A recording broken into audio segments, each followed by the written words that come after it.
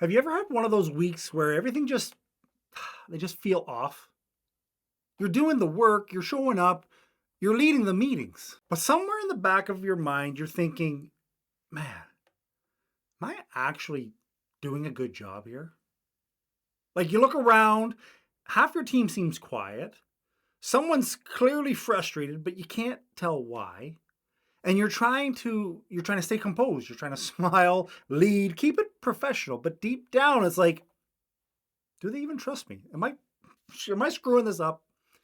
That's the thought most new leaders never say out loud for good reason. Because everyone tells you to be confident, but nobody tells you what to do when you don't feel confident. And let's be honest, this isn't just a new manager thing. I know senior leaders who've been at this for decades. No names, no names, but they've been at it for decades. And they still have those moments where they're like, what if I'm just faking it better than I think? Here's what I want you to hear. You're not crazy for feeling this way. You're not broken. You're not failing. You're just in the messy middle where real leadership actually happens. The quiet part no one says out loud is this: leadership isn't a clean set of steps. It's 1,000 little decisions made in that gray area. And the gray area, it's uncomfortable. Now, quick heads up before we go deeper. I've been working on something. Been working on something for new managers who live in that gray area. It's called the Better Boss Club, and it's coming soon. It's not open yet, but if you've ever wished there was a place to talk about this stuff with people who actually get it, that's exactly what I'm building the Better Boss Club for. So go in the description, sign up to be on the wait list so that you are the first to know and you get founding member pricing. Okay, back to business. Here's where most managers start spiraling. When things start feeling off, a team member's disengaged, a project's falling behind, you automatically go, what did I do wrong? That's the instinct of someone who cares, but it's also a trap. You start trying to fix everything, every problem, every mood shift, every performance dip. But you then take that on personally. You carry everyone's baggage, their emotions, like they're yours to manage. And that in and of itself is exhausting because the truth is leadership is not about control. It's about influence. You can't control how people feel, how they respond, or what kind of day that they're having. But you can control the environment you're creating for them. You can make expectations clear. You can create safety so people feel free to speak up. You can keep the mission visible so that people remember why the work matters. And those things, clarity, safety, meaning, that's what drives performance. But we forget that, right? Because we're so busy trying to look like we've got it all together. So here's the reframe that's changed how I lead. You don't need to be the hero on your team. You need to be the guide. Heroes fix things. Guides help people grow through them. And that is what separates managers who burn out from the leaders who build people up. When something's off, don't ask, what am I doing wrong? Ask, what's missing from this environment right now? Maybe it's clarity. No one's sure what success even looks like. Maybe it's connection.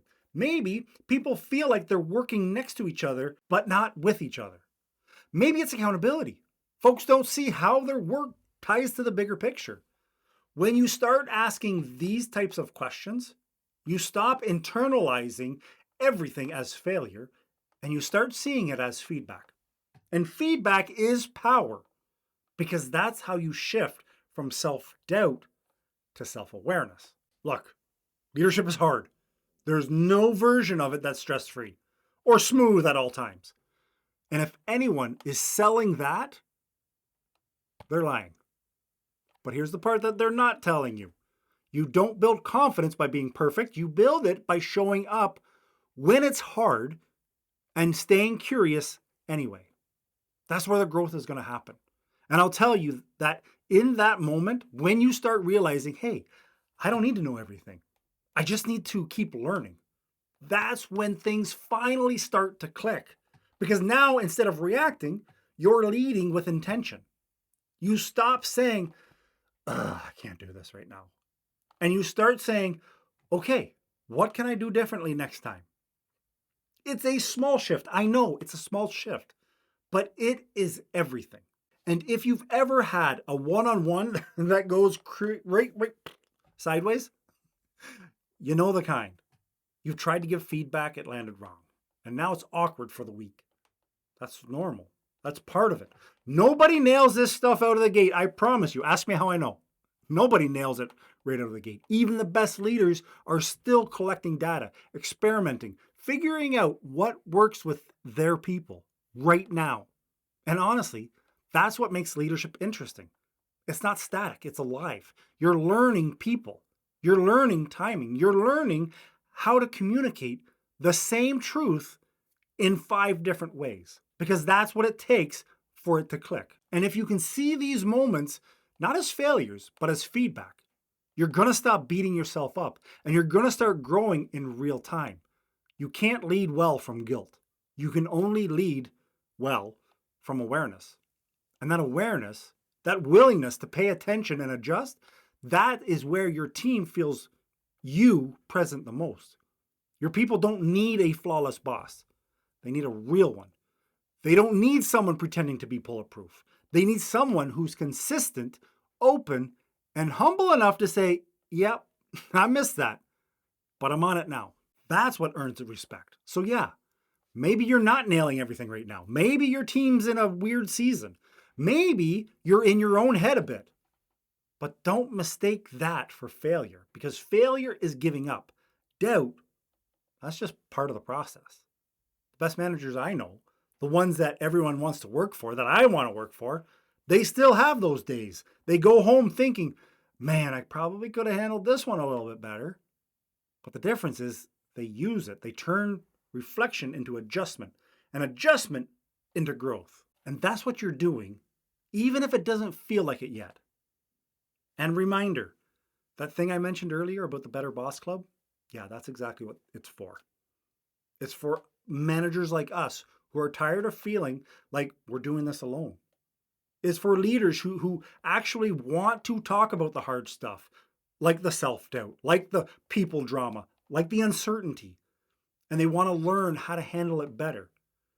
Inside the Better Boss Club, that's what we're going to do together. Real stories, real strategy, and most importantly, I think, a real community.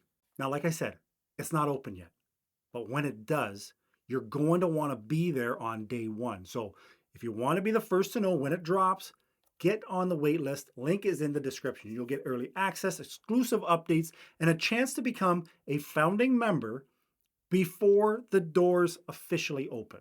Because really, you don't have to figure this out by yourself. Not anymore. And honestly, you shouldn't. Leadership isn't supposed to be a solo sport.